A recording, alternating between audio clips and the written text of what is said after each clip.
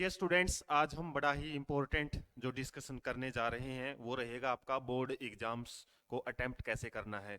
और ये सेशन आप सभी के लिए हेल्पफुल है, चाहे आप 10th क्लास में हो, चाहे आप 12th क्लास में हो, चाहे आप बीएससी एमएससी किसी भी टाइप के आप क्वेश्चन पेपर अटेम्प्ट करने जा रहे हो। ये हर बच्चे के लिए बड़ा ही ज़रूरी सेशन होने जा रहा है, क्योंकि एग्ज़ाम पेपर को अटेम्प्ट करते टाइम इतना मैटर ये नहीं करता कि आप पढ़ के कितना आए हो, कितना ज़्यादा आपने क्रैमिंग किया हुआ है, कितना सिलेबस में से आप निकले हुए हो, उतना ज़्यादा मैटर नहीं करता।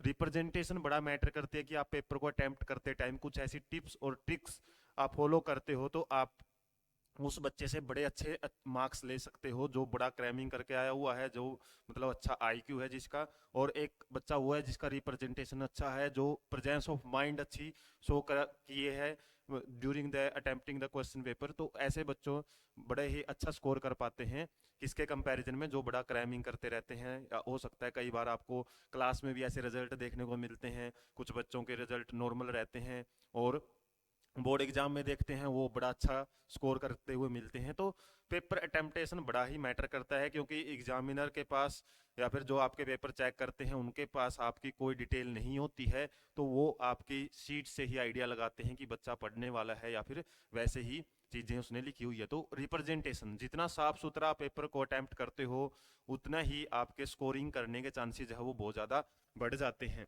तो इनमें हम सबसे कुछ बातें हैं वो जरूर नोट करेंगे। सबसे पहला तो आपका माइंड सेट है ना, वो बड़ा मैटर करता है। क्वेश्चन अटेम्प्ट करने से पहले आप किस माइंड सेट के साथ एग्जाम सेंटर में पहुंचते हो, हड़बड़ाहट में पहुंचते हो, या फिर जैसे कई बच्चे होते हैं अपने सेंटर पे जाते हैं साथ में बुक्स वगैरह नोट्स वगैरह है साथ में पढ़ते हुए जाते हैं, तो वहां पे आपका माइंड है ना पहले से आपने पजल किया हुआ है। क्योंकि आपने जो माइंड का आउटपुट निकालना है तो वहां पे तो सबसे पहले उसको क्या रखना पड़ेगा, वहां पे कूल एंड काम रखना पड़ेगा, बिल्कुल फ्री रखना पड़ेगा। जो भी आप जब भी किसी भी पेपर की तैयारी करते हो ना, तो आपका ये टारगेट रहना चाहिए कि भाई जितना भी सिलेबस आपने पढ़ना है या तो वो एग्जाम से एक दिन पहले रात तक आप कंप्लीट करो, या फिर ज़्यादा से ज़्यादा कुछ ऐसे डेरिवेशन वगैरह होते हैं, कुछ फॉर्मूलाज होते हैं, कुछ क्रैमिंग करने वाली चीज़ें डेट वगैरह होती है ना, वो आप सुबह पढ़ो बस। और जैसे ही आप एग्जाम सेंटर के लिए निकलते हो तो आपके पास कोई भी चीज़ है वो नहीं होनी चाहिए। आपका माइंड है ना बिल्कुल क्या रहना चाहिए, बिल्कुल फ्री काम और कूल रहना चाहिए, कोई बिना टेंशन के। क्योंकि कई बार हम जैसे ये लगता है कि भाई एग्जाम आएगा तो उस टाइम क्या रहता है कि हमारे माइंड को रहता है कि भाई ये चीज़ कभी छूट ना गई हो, क्या पता वहां से क्वेश्चन उठ के ना जाए। अभी कभी भी ऐसा 100% आप कभी प्रिपरेशन के साथ एग्जाम में नहीं पहुंच सकते। ये भी सोचो भाई कि हमारी टोटल तैयारी होगी तभी हम एग्जाम देंगे, कोई ना कोई चीज़ छूटना एक आम बात होती है। ठीक है, तो इस वजह से आप कई बार ये सोचते हैं कि हम तो सारी चीज़ें याद कर लें, ये भी रह गया वो भी रह गया, तो बहुत सारे नोट्स हैं, हम सोचते हैं ले भाई इसको साथ लेके चले जाएं, ये पढ़ लेंगे रास्ते में जाते टाइम। उससे आप क्या कर रहे हो, अपने माइंड को बहुत ज़्यादा कंफ्यूज कर रहे हो, जो कि आपके लिए प्रॉब्लमेटिक हो सकता है। क्योंकि एग्जाम सेंटर में जाते ही बहुत सारे बच्चे ब्लैंक हो जाते हैं, चीज़ें निकल जाती है माइंड से सारी की सारी, क्योंकि उन्होंने पहले ही माइंड को इतना ज़्यादा भर रखा है।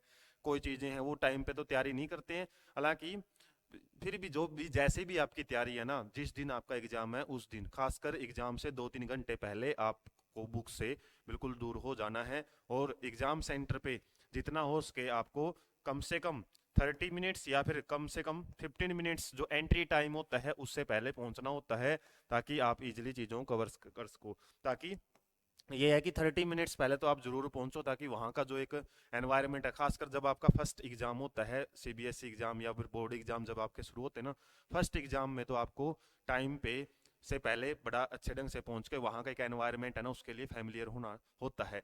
उसके बाद बाकी की चीज़ें आपके एग्जाम से ही मतलब माइंड सेट से ही आएंगी। यदि ये फ्री है तो बहुत सारे क्वेश्चंस के आंसर तो हो सकता है आपके लिए इनोवेट करके भी आपको दे सेंटर के टाइम। तो जैसे ही आप सेंटर में जाते हो या फिर उसके बाद क्लासरूम में एंट्री करते हो, वहां तक भी आपकी ही रिस्पॉन्सिबिलिटी है इसको शांत रखने की। क्योंकि बहुत सारे बच्चे क्या होते हैं एक दूसरे के साथ डिस्कशन करते रहते हैं कि भी इसका क्वेश्चन क्या आएगा इसका, उन चीज़ों से आप दूर रहो। किसी से कोई डिस्कशन करने की जरूरत नहीं है, क्योंकि ये चीज़ें ना माइंड को पजल करती हैं। तो आप बिल्कुल कूल एंड काम माइंड सेट के साथ क्लासरूम में रोल नंबर वाइज जैसे आप बैठते हो तो वहां पे जाके बैठो आराम से, बिल्कुल फ्रेश मूड के साथ। कोई चीजें आपको रिवाइज करने की कोई जरूरत नहीं है। बहुत सारे बच्चे आंख बंद करके रिवाइज करते रहते हैं, वो भी करने की जरूरत नहीं है, क्योंकि जो चीज आपने स्टोर किया ना ये है ऑलरेडी इसके पास, कोई रिवाइज करने की जरूरत नहीं। बिल्कुल इसको फ्री माइंड में बिल्कुल पानी वगैरह पी के, जो अच्छे, जो गहरी सांस लेके आप आराम से वहां पे बैठ के बिल्कुल शांत करो जितना, उसके 10-15 मिनट पहले सीट बटने से पहले आपकी रिस्पॉन्सिबिलिटी होती है कि बिल्कुल आसपास देखने की बजाय अपने खुद से ही नॉर्मली आप बिल्कुल शांत रहने की कोशिश करो। सबसे फर्स्ट काम आपका यही है। उसके बाद जैसे ही आपके पास क्वेश्चन पेपर मिलता है या फिर पहले आंसर शीट आपको दी जाती है, और कई बार तो क्वेश्चन पेपर दे भी दिया जाता है पहले, 15 मिनट पहले, आंसर शीट बाद में मिलती है। इसके अलावा मैक्सिमम केसेस में आपको आंसर शीट पहले दी जाती है। तो आंसर शीट दी जाती है तो उसको अच्छे से फिल करनी होती है जो डिटेल, हालांकि उससे रिलेटेड हम नेक्स्ट स्लाइड में डिस्कस करेंगे। लेकिन यदि क्वेश्चन पेपर आपको मिलता है पहले, एक बार ये होता है कि क्वेश्चन पेपर मिल जाए आपको पहले, तो उसको थोड़ा अच्छे से पढ़ो, क्या क्या क्वेश्चन कैसे कैसे पैटर्न के हिसाब से दिए हुए हैं, ताकि जो आपने प्री बोर्ड एग्जाम दिए हैं या फिर प्रीवियस ईयर क्वेश्चन पेपर को देखा है, क्या वो पैटर्न लगभग सेम है या फिर थोड़ा बहुत जो चेंज हुआ है उसको पहले से ही देखो। वहां पे आपको सबसे ज्यादा समझने की जरूरत क्या है कि वहां पे क्वेश्चन नंबरिंग कैसे है, 1 2 3 कैसे है, 1 2 3 या फिर ABCD की नंबरिंग है, उसको समझो। इसके अलावा क्वेश्चन पेपर को पढ़ने के लिए कंप्लीट एक बार क्वेश्चन पेपर जरूर पढ़ो, क्योंकि उससे आपको आइडिया लग ही जाता है कि 70 to 80% जो पेपर होता है ना वो बिल्कुल इजी ही रहता है, आपकी प्रॉपर प्रिपरेशन है तो। ठीक है, कुछ तो प्रिपरेशन हम करते ही है ना, तो उसके हिसाब से देखा जाए तो 70 to 80% जो पेपर है आपका इजी सा ही रहता है। देखने से शुरुआत में थोड़ा मुश्किल जरूर लगता है, पता नहीं कहाँ कहाँ से चीजें आ गई, लेकिन जैसे जैसे आप सोल्व करोगे और सोल्व करने के बाद आप खुद बोलते हो ये चीज कि हाँ ज्यादातर पेपर तो सोल्व ही मतलब इजी ही रहता है। इसके अलावा जो 10 to 20% या फिर 30% तक का जो पोर्शन होता है, वो आपका जैसे जैसे आप आंसर देते हो आपका माइंड चलना शुरू होता है, क्योंकि शुरू शुरू में तो ये एक सारी चीज़ों को एकदम से डिकोड नहीं कर पाता, ये मान सकते हैं। उसके बाद तो क्या है, जैसे जैसे आप आंसर करना शुरू करते हो ना, तो उस केस में कहने का मतलब क्या है, आपको पेपर पैटर्न है उसको समझना है। इसके अलावा आपको सिंपली जो टाइम मैनेजमेंट है उसको भी अपने माइंड में कवर कर लेना है, एक बारी थोड़ा रिकवर कर लेना है। जैसे कि भाई किस क्वेश्चन में मेरे को कितना टाइम देना है, MCQ में कितना टाइम लगना चाहिए, फिल इन द ब्लैंक्स वगैरह यदि आते हैं, या फिर हम बोल सकते हैं 1 मार्क्स क्वेश्चन में कितना टाइम लगे, और 1 मार्क्स क्वेश्चन जितने नंबर के हैं उससे ज़्यादा आप 5 या 7 मिनट या 10 मिनट तक ज़्यादा और ज़्यादा टाइम वहाँ पे खराब करने की ज़रूरत नहीं है।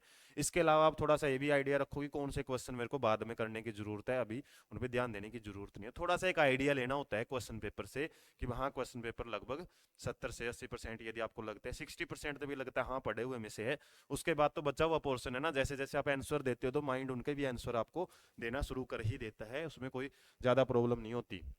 उसके बाद क्या है, आंसर शीट में आपको डिटेल है वो बिल्कुल आराम से फिल करनी होती है। ज़्यादातर आंसर शीट भी आपको पहले मिल जाती हैं, टाइम से पहले, 10 मिनट पहले, 5 मिनट पहले, और उसमें आपकी जो डिटेल है, कई जो CBSE वाले बच्चे उनको तो कॉलम है वो ब्लैक करने पड़ते हैं, डिटेल वगैरह है वो आराम से फिल करनी होती है, उसमें कोई हड़बड़ाहट की ज़रूरत नहीं है, क्योंकि माइंड को आपने शांत रखना है शुरुआत के केसेज में।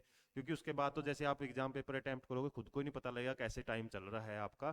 तो शुरुआत में तो आपको इसको बिल्कुल ठंडे दिमाग से, क्योंकि कोई हड़बड़ाहट की वजह से आपसे गलती होगी तो वहीं से आप पजल हो जाते हो, और वहीं से फिर हो सकता है क्वेश्चन के आंसर भी गड़बड़ी में चले जाए। तो बिना किसी जल्दबाजी के आपको जो डिटेल है, जैसी भी डिटेल आपसे पूछी हुई है वो आराम से फिल करो। यदि नहीं पता है आपको, वो आप वहाँ पे जो भी आपके ड्यूटी दे रहे हैं टीचर, वहाँ से आराम से पूछो, उनसे खड़े होकर अपनी जगह पे, एक जगह जैसे जिस जगह पे वो हैंड रेज करके या जगह पे खड़े होकर भी पूछ सकते हो, वहाँ पे ज़्यादा हड़बड़ाहट करने की ज़रूरत नहीं होती। आराम से जो डिटेल है वो फिल करो, जो आपको पता है, नहीं पता है तो एक दूसरे की देखने की बजाय टीचर से पूछो वहाँ पे, क्योंकि हो सकता है साथ वाले ने भी गलती की हो, आप भी गलती कर बैठ जाओ, और वहाँ पे वाइटनर वगैरह ढूंढते हैं वो आपको हो सकता है वहाँ पे ना भी मिले, और कई बार तो वाइटनर यूज भी नहीं कर सकते होते आप उस जगह पे। और यदि गड़बड़ी हो भी जाती है तो उसमें ज़्यादा घबराना नहीं होता। आप रोल नंबर वगैरह है ना, जो आपसे डिजिट्स में पूछा जाता है और कई बार नंबर में पूछा जाता है, तो वो आपका सही भरा होना चाहिए, वहीं से आपका रिजल्ट है वो डिक्लेयर होता है। इसके अलावा कोई छोटी मोटी कटिंग होगी, कोई डेट में हो गई, कोई सेंटर के नाम में होगी, फिर इसके बाद नाम वगैरह में हो गई है, तो उसमें कोई घबराने की जरूरत नहीं होती। आपका रोल नंबर है ना वो सही रहना चाहिए। क्योंकि रोल नंबर के बेस पे रिजल्ट आता है। बड़ा ही रेयर चांस होता है कि आप नाम की गलती करके आगे और आपका रिजल्ट रुक गया। बहुत ही रेयर चांस होते हैं। आपका रोल नंबर ठीक लिख के आए हो ना आप, और उसी से वैसे भी रोल नंबर आपके जैसे आंसर शीट जब उठाते हैं या फिर जो चेकिंग के लिए जाती हैं वो सीक्वेंस में रहती हैं। यदि आपका रोल नंबर भी इधर उधर गड़बड़ी में आपने किया है थोड़ा बहुत एक दो डिजिट, तो उसमें भी हालांकि ठीक हो जाती है वो चीज़। उसमें भी घबराने की ज़रूरत नहीं होती। ज़्यादा हड़बड़ाहट में मतलब माइंड को शांत रखने की तरफ आपको ज़्यादा से ज़्यादा ध्यान देना है। इसके अलावा डिटेल को आराम से फिल करना है। और उसके बाद फिर जब आप क्वेश्चन पेपर में मतलब जो पढ़ के और जो आंसर लिखोगे ना, उसमें कुछ बातें आपको ध्यान रखनी है कि आपका रिप्रेजेंटेशन सबसे ज़्यादा मैटर करता है। और रिप्रेजेंटेशन मतलब देखने से आपकी जो आंसर शीट है ना वो बिल्कुल साफ सुथरी दिखे। इसके लिए आपकी जो जितनी भी राइटिंग जैसे भी है देखो वो तो आपको पता ही है, लेकिन शुरुआत में जो अर्ली पेजेस पे शुरुआती पेजेस पे आपको जो neat and clean hand writing है उसका ध्यान रखना है। Neat and clean hand writing, क्योंकि एग्जामिनर या जो टेस्टर या फिर एग्जाम पेपर आपका टेस्ट होएगा वहां पे उसको बिल्कुल भी नहीं पता कि आप पढ़ने वाले बच्चों में हो नहीं में। तो यहाँ पे कुछ बातें हैं जैसे neat and clean hand writing होगी तो थोड़ा आइडिया लग जाएगा कि भाई आपका पढ़ने वाले में से ही हो। इसके अलावा जो आप 1 मार्क्स क्वेश्चन जो करते हो, 1 मार्क्स क्वेश्चन, वहां पे आपकी कम से कम आपको क्या करनी है, कटिंग्स करनी है। कोई भी कटिंग्स वगैरह है आप करो, बड़े में करो, कोई प्रॉब्लम नहीं है। कटिंग को भी ऐसा नहीं बिल्कुल लीप के आगे उस जगह को आप बिल्कुल छोटा सा कट का निशान लगा के। और 1 मार्क्स में तो जरूरी है कि आप जो क्वेश्चन का आंसर आपको आता है शुरुआत में वो करो। उसके बाद जो नहीं आता है थोड़ा उसको छोड़ दो थोड़ी देर, उसके बाद में आपको आंसर है उसका रिकॉल कर लो तब आप लिखो। हड़बड़ाहट में कोई गलती करोगे फिर कट करोगे फिर उसके बाद करोगे तो इससे आपका एक नेगेटिव इंपैक्ट पड़ता है एग्जामिनर के ऊपर। तो कटिंग से तो अवॉइड करो जितना ज्यादा उसके। कटिंग हो भी जाती है, मान लो कोई क्वेश्चन बड़ा क्वेश्चन 2 मार्क्स का भी आपसे कटिंग में आ जाता है, तो उसको आप ब्रैकेट में बंद करके इस तरीके से कट के निशान 2 या 3 लगा सकते हो। ऐसा करने की बजाय कई बच्चे ऐसे बड़े बड़े क्रॉस लगा देते हैं, ठीक है, उससे भी नेगेटिव इंपैक्ट पड़ता है। मतलब साफ सुथरी चीजें दिखनी चाहिए। इसके अलावा रिप्रेजेंटेशन में क्या है, जितना इजी आप अपनी आंसर शीट को चेक करने के लिए बनाओगे ताकि जो एग्जामिनर आपकी सीट वगैरह चेक करे उसको आसानी हो, फ्लो फ्लो में आपकी सीट चेक हो, उतना ही आपके लिए बेनिफिट होता है। यदि कोई भी चीज़ आपने उनके लिए प्रॉब्लमेटिक क्रिएट कर दी या फिर आप मान सकते हो कोई क्वेश्चन नंबरिंग है, जैसे सबसे ज़्यादा तो बच्चे क्या करते हैं क्वेश्चन नंबरिंग है उसी का ध्यान नहीं रखते। क्वेश्चन पेपर में अलग नंबरिंग दी होती है, अपने हिसाब से कोई अलग डिजाइन कर लेते हैं। जैसे कई बार क्वेश्चन है फर्स्ट है, इसके पार्ट्स हैं A B C D इस तरीके से हैं, अपने हिसाब से 1 2 3 4 5 इस तरीके से लिख के आ जाते हैं। ये आपके लिए दिक्कत क्रिएट कर सकता है, क्योंकि जो नंबरिंग यदि आपने गड़बड़ी हो तो एग्जामिनर या फिर जो चेक करेगा ना उस पर डिपेंड करता है कि सही निकालना है नहीं निकालना, वरना नंबरिंग का बड़ा रोल होता है। जो भी नंबरिंग जिस भी तरीके से है पार्ट्स या सब पार्ट्स की नंबरिंग वो आपको बिगाड़नी नहीं होती, क्योंकि जितना ज़्यादा आप कंफ्यूज करोगे एग्जामिनर, क्योंकि आपका जो रेगुलर टीचर है उसको तो पता है चलो भाई ये बच्चा गड़बड़ी कर लेता है, लेकिन वहाँ पे इन छोटी छोटी चीज़ों की वजह से ही एक बारी वहाँ पे जो माइंड सेट हो गया ना एक बार एग्जामिनर का, हाँ भाई बच्चा तो ठीक ही है ही, उसके हिसाब से आपका हर एक क्वेश्चन है ना फिर उसकी नज़रों में चढ़ जाएगा और उस हिसाब से ही वो चेकिंग होगी। उसके बाद यदि लेकिन आप छोटी छोटी चीज़ों का ध्यान रखते हो, जैसे 1 मार्क्स क्वेश्चन है इनकी नंबरिंग का ध्यान रखते हो। इसके अलावा जैसे क्वेश्चन पेपर आपका सेक्शन में आता है, section A B C D, उनको आप प्रॉपरली लिखते हो अच्छे से। सेक्शन के बाद जो क्वेश्चन नंबर छोड़ के इस तरीके बिल्कुल साफ सुथरा इतना भी कर लेते हो ना, तो उस हिसाब से भी आपका थोड़ा सा आइडिया लगता है कि हाँ बच्चा पढ़ने में से है। और उसके बाद कुछ जो 1 मार्क्स हैं 2 मार्क्स के क्वेश्चन हैं हम क्या है सिंपली ठीक कर ही लेते हैं। इसके अलावा यदि आपके ये छोटे क्वेश्चन अच्छे हो जाते हैं ना तो बड़े क्वेश्चन में नंबर आने में प्रॉब्लमेटिक नहीं होती। तो ऐसी कुछ बारीकियां हैं जिसमें आप ज़्यादा ज़्यादा क्या करो, कटिंग वगैरह से अवॉइड करो। ज़्यादा ज़्यादा आप जो पेन यूज कर रहे हो आपका ब्लैक या फिर ब्लू पेन है वो यूज कर सकते हो हेडिंग वगैरह के लिए। ब्लैक यूज करो वरना ब्लू पेन ही यूज करना होता है। इसके अलावा पेंसिल है वो यूज कर सकते हो। डायग्राम्स वगैरह बहुत सारे बच्चे पेन से ही बना के आ जाते हैं रफ टफ जो भी डायग्राम है, लेकिन पेंसिल यूज करो जैसा भी आपसे बनता है, पेंसिल मैंडेटरी होता है डायग्राम के लिए। ठीक है, जब भी आप 12th 10th या 12th टाइप के जो बोर्ड एग्जाम देते हो। इसके अलावा बहुत सारे बच्चे कलर्ड पेन यूज करते हैं, वहाँ पे वाइटनर लेके चले जाते हैं। तो ऐसी चीजें हैं ना वो नेगेटिव इम्पैक्ट ही डालती है। कलर्ड पेन पेंसिल हैं वो बिल्कुल यूज नहीं करनी होती। इसके अलावा जैसे ग्राफ वगैरह बनाते हो वो आप नॉर्मल रफ हाथ से ही बनाते हो। इसके अलावा कोशिश करो कि आप स्केल वगैरह है प्रॉपर उससे पेंसिल के साथ उनको बनाओ अच्छे से। और इसके अलावा जो भी चीजें सिस्टमेटिक ढंग से, जैसे जो लेंस वगैरह फिजिक्स के पोर्शन हम करते हैं, बायो में डायग्राम आते हैं, तो बायो में तो आप ज़्यादा से ज़्यादा आज से ही डायग्राम बनाने होते हैं, वहाँ पे आप स्केल वगैरह यूज़ ना करो। और डायग्रामेटिक पोर्शन बायोलॉजी में बहुत ज़्यादा स्कोरिंग होता है। फिजिक्स में और केमिस्ट्री में, जैसे केमिस्ट्री में रिएक्शंस वगैरह आती हैं, जब भी रिएक्शन आती है तो उनको जो भी आती है आपको उसको बैलेंस करो, या फिर उसकी जो स्टेट वगैरह है वो लिखनी होती है। जो भी चीज़ यदि आपको आती है ना, उसको तो जरूर हाईलाइट करो वहाँ पे।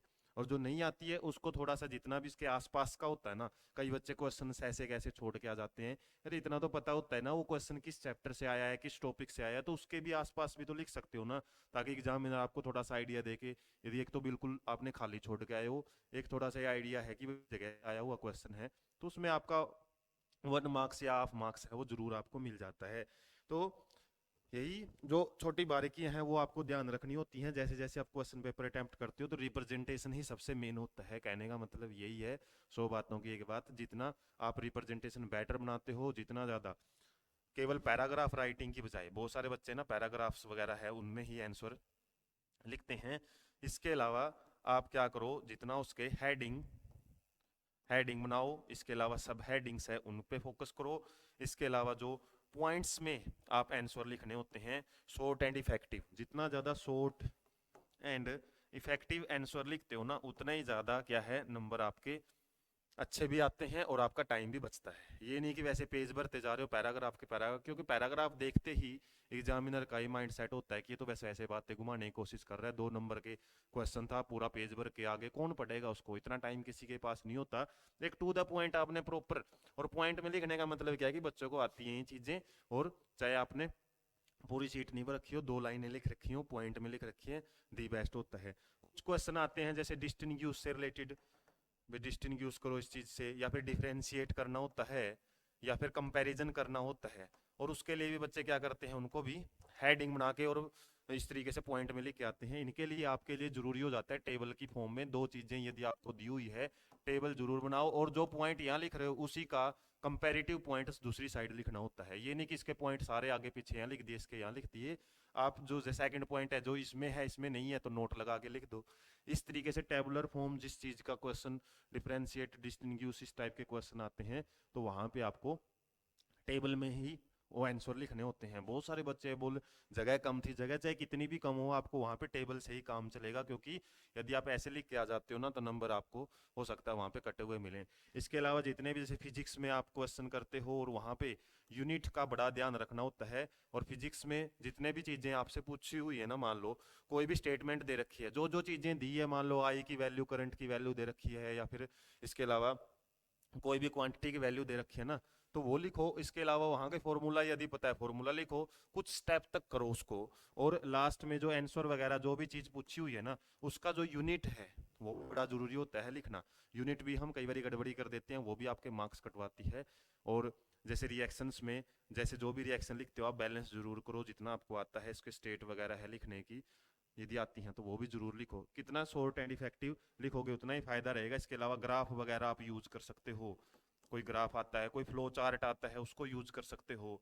और बायो में तो आप डायग्राम को, जितना टाइम अच्छे से डायग्राम पे, चाहे 1 नंबर का क्वेश्चन भी आए ना, आपको थोड़ा बहुत डायग्राम आता है तो जरूर बनाओ उसको। इसके अलावा जो फ्लो चार्ट्स वगैरह, कोई स्टेप वगैरह लिख रहे हो आप, कोई प्रोसेसेस का एक्सप्लेनेशन कर रहे हो, तो उसमें किस स्टेप के बाद किस की बात कर रहे हो, तो आप ऐसे एरो लगा लगा के वो पॉइंट्स है उस तरीके से भी एक फ्लो चार्ट है सिंपल, वो रिप्रेजेंट कर सकते हो। तो कहने का मतलब क्या है कि एग्जामिनर को आपका पेपर के टाइम जितना जल्दी होगी, मतलब जितना फ्लो फ्लो में आपका पेपर चेक होएगा ना, उतने ज़्यादा आपके लिए फायदा रहेगा। 10-15 मार्क्स का आपको एक्स्ट्रा बेनिफिट है वो सीधा मिल जाता है। वरना यदि आप बार बार अटका रहे हो, क्वेश्चन नंबरिंग है वो चेंज कर रहे हो, कहीं क्वेश्चन फर्स्ट कर दिया, कहीं क्वेश्चन 15, फिर क्वेश्चन थर्ड, कई बच्चे क्या करते हैं एक क्वेश्चन का आंसर लिख रहे हैं, उसके बाद सेकंड क्वेश्चन शुरू कर दिया, फिर वो फर्स्ट का फिर आंसर लिखेंगे वापस आके, पता नहीं कौन सा क्वेश्चन का आंसर कहाँ करते हैं। बहुत सारे ओवर स्मार्टनेस में और वाले क्वेश्चन भी अटेम्प्ट करके आ जाते हैं। इन चीज़ों का एग्जामिनर को पता होता है। और चेकिंग आपकी किसी एक जगह नहीं होती, 2-3 जगह चेकिंग होती है, तो एक जगह नहीं तो दूसरी जगह तो आप इन चीज़ों को उलझ ही जाते हो। फिर उसके बाद क्या है, पढ़ने वाले बच्चे भी कई बार मार्क्स कम आ जाते हैं, फिर रीचेकिंग रिवैल्यूएशन बुलवाते रहते हैं। तो वो गड़बड़ी तभी आती है जब आप इन छोटी छोटी बातों का ध्यान नहीं रखते। तो जो भी चीज़ें आपको आती हैं उनको प्रॉपर लिखना होता है। इसके अलावा प्रूफ रीडिंग करना भी बड़ा जरूरी होता है। आपकी जिम्मेवारी है कि आपका जो क्वेश्चन पेपर है ना, वो 15 मिनट पहले आपका आंसर शीट है जो लिखने का काम है वो खत्म हो। 15 मिनट जैसे ही बचेगी आपके क्वेश्चन पेपर सबमिशन की, तो या फिर आंसर शीट सबमिशन की, तो उस केस में आपकी क्या जिम्मेवारी है, क्या एक दिमाग में रहना चाहिए कि मेरे को जो भी इंपॉर्टेंट लाइन्स है उनको अंडरलाइन करना है, हेडिंग्स को अंडरलाइन करना है। तो जो एक मतलब अंडरलाइन करने वाला काम है ना, वो आप बाद में करो। शुरुआत में तो आप नॉर्मली लिखते जाओ जो भी आपको पता है, पॉइंट्स वगैरह बनाते रहो, बाद में आप अंडरलाइन वगैरह कर सकते हो। कोई आंसर आ रहा है उसको आप बॉक्स में बंद करके आ सकते हो, इस तरीके से कोई आप रिएक्शन को ऐसे इस बॉक्स में बंद कर सकते हो। कोई डायग्राम में एक्स्ट्रा चीज आपको लगता था भाई हाँ ये चीज मेरे को बाद में करनी है, वो आप ऐड कर सकते हो। तो शुरुआत में जो आता है उसको फ्लो फ्लो में अच्छे से लिखो। उसके बाद जो भी आपको चेंजेस मॉडिफिकेशन वगैरह करने हैं, 15 मिनट्स आपके पास बची रहनी चाहिए, उसमें आप कर सकते हो। अच्छे से क्वेश्चन नंबरिंग चेक करो, क्वेश्चन पेपर को ध्यान से देखो कि कोई क्वेश्चन ऐसा तो नहीं हो जो आपसे छूट गया हो। कोई पार्ट कई बार छूट जाता है, बाद में पता लगता हो ये तो छूट ही गया मेरे से। तो जो भी चीज़ें 15 मिनट आपके पास, कई बच्चे लास्ट तक करते रहते हैं, उसके बाद उनको यही भी ध्यान नहीं रहता कि क्वेश्चन पेपर में नंबरिंग वगैरह ठीक से डली है या नहीं डली है। और सेट वगैरह अलग अलग आते हैं, कई सेंटर पे आपको देखते हो सेट सेट, उसका भी जरूर ध्यान रखो। कई बच्चे पूछ पाछ के करते हैं, देख देख के कर लेते हैं, उनको ये नहीं पता कि उसका क्वेश्चन नंबर कौन सा है, तुम्हारा सीट में कौन सा क्वेश्चन नंबर है। तो ये थोड़ा सा ध्यान से, और टोटल बात क्या है, कॉमन सेंस और प्रेजेंस ऑफ माइंड बड़ा मैटर करता है कि पेपर को कितने अच्छे ढंग से आपको रिप्रेजेंट करना है। तो ये बारीकियां हैं जो आपको ज्यादा पढ़ने वाले बच्चे से भी आपको अलग कर सकती हैं यदि आप इन चीजों का ध्यान रखते हो। और यदि आपके पास दोनों ही चीजें हैं, अच्छे पढ़ते हो आप और आपका रिप्रेजेंटेशन भी अच्छा होता है, सीट वगैरह साफ सुथरी है, शुरुआत के पेजेस कम से कम 5-7 जो पेजेस हैं, और सीट को ज्यादा जल्दी जल्दी भी आपने भरना नहीं होता, क्योंकि कई बार मैथ वगैरह के पेपर में आपकी सीटें भी कम पड़ जाती हैं। तो प्रॉपरली इफेक्टिव ढंग से आपको यूज करना होता है पेपर, रिप्रेजेंटेशन ही आपका मैटर करता है मैक्सिमम जगह पे। तो इस तरीके से ये बारीकियों का ध्यान रखना है। बाकी ऐसी ही जो अपडेशन है आपको टाइम टू टाइम है इस चैनल पे मिलती रहेंगी, और ऐसे डिस्कशन के लिए आप चैनल के साथ जुड़े रहें, चैनल को सब्सक्राइब रखें और ज़्यादा से ज़्यादा दोस्तों के पास इस सेशन को जरूर शेयर करें ताकि उनकी भी मदद हो सके। Thank you so much.